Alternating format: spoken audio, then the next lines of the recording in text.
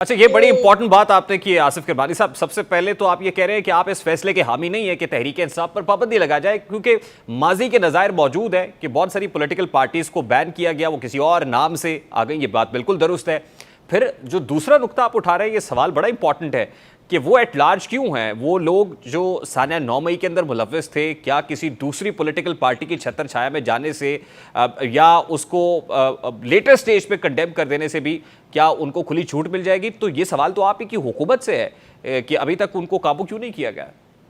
देखिए, इसमें बिल्कुल मैं समझता हूं कि जो इदारे हैं, जो कानून नाफिज करने वाले इदारे हैं, और उनका ये फ़र्ज़ बनता है कि जो जो लोग अभी तक जिन और जो मुलव्विस हैं, बेगुनाह शख्स को बिल्कुल नहीं टच किया जाना चाहिए।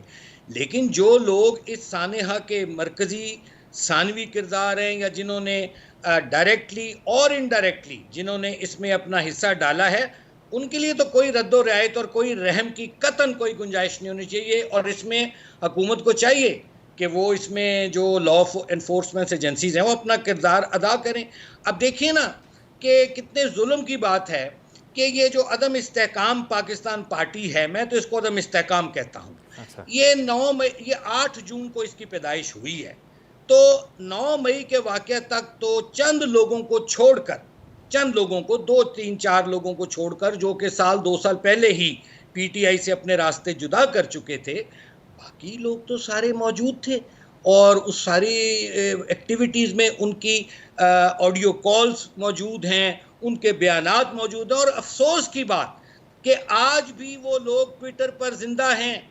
रेहान साहब, आज भी वो लोग कहीं छुप कर ट्वीट कर रहे हैं डेली बेसिस पे, जो पुलिस को मतलूब है सानिया 9 मई में। Sir you have rightly pointed out, लेकिन जिस वक्त ये पार्टी इसका जन्म होता है, ये जो सियासी नौमौलूद पार्टी है, आप इसको अदम इस्तेहकाम पार्टी कह रहे हैं लेकिन इस्तेहकाम पाकिस्तान पार्टी है, तो इसको किंग्स पार्टी कहा गया।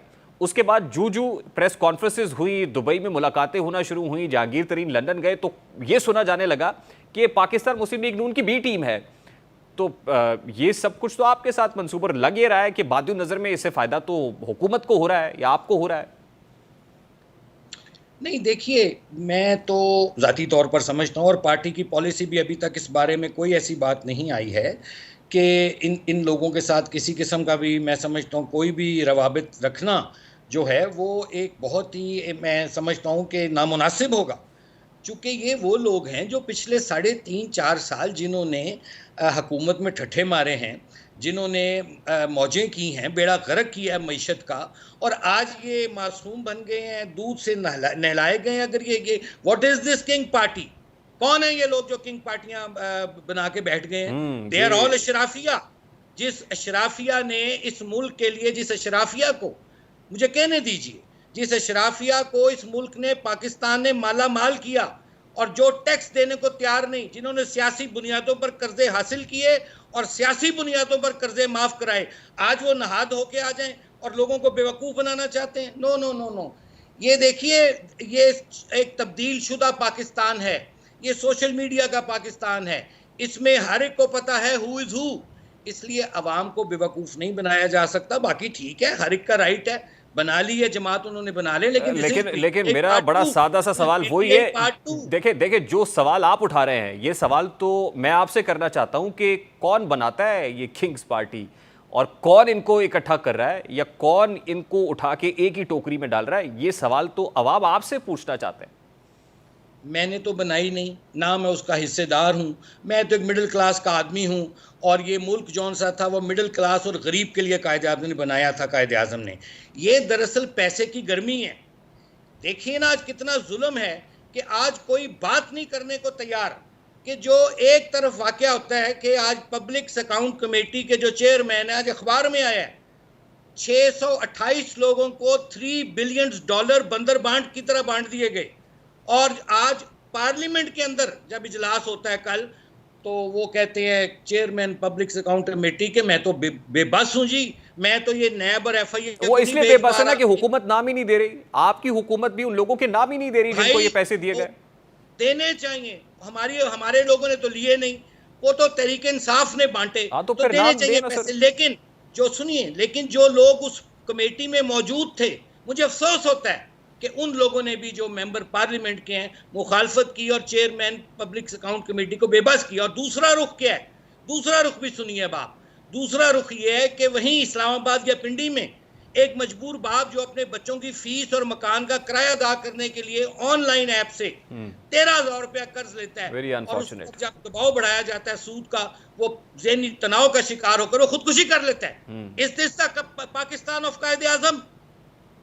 But this is what actually happening in Qaed's Pakistan, पैसे की गर्मी बहुत है लोगों को, इनके पैसे की गर्मी जब तक नहीं निकलेगी उस वक्त तक पाकिस्तान ठीक नहीं हो सकता। I am very clear about it.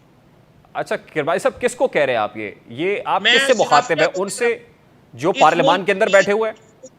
इस मुल्क की 2% जो अशराफिया है मैं उसको कह रहा हूं। और बहुत सारे जो पार्लियामान में भी बैठे हुए हैं, बिल्कुल वो जो हुकूमत में से और उनका नाम नहीं देते, जिनको सिफर शरह सूद के ऊपर बहुत सारे पैसे दिए गए। पता है, हम या आप रोटी को चोची तो नहीं कहते, सबको पता है कि अशराफिया खुद वजीर आजम साहब कई दफा ऑन रिकॉर्ड हैं, वो कह चुके हैं कि अशराफिया जौन सी है उसको अपना रोल अदा करना चाहिए।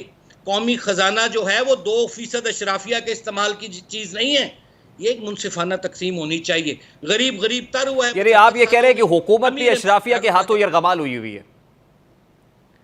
मैं ये नहीं कह रहा यरगमाल हुई है, अशराफिया जो है उसके पंजे आपके तमाम शोबे में मौजूद हैं, हर जगह अशराफिया मौजूद है और हुकूमत बेबस है। उसका हल ये है कि उस अशराफिया को भी रियलाइज करना चाहिए कि this is a change Pakistan, और उनको भी अपना किरदार अदा करना चाहिए और बांटना चाहिए। और लोगों को एक तरफ खाने को नहीं है, दूसरी तरफ लोग पैसे का इतना पहाड़ है कि ख़त्म होने को नहीं आ रहे। तो ये डिस्पैरिटी जौन सी है ना 19-20 का फ़र्क चल जाता है। और coming back to original your subject, कि ये जो पाबंदियां लगाने जो मर्जी अब कर लें, कल को वो और किसी नाम से आ जाएगी जमात।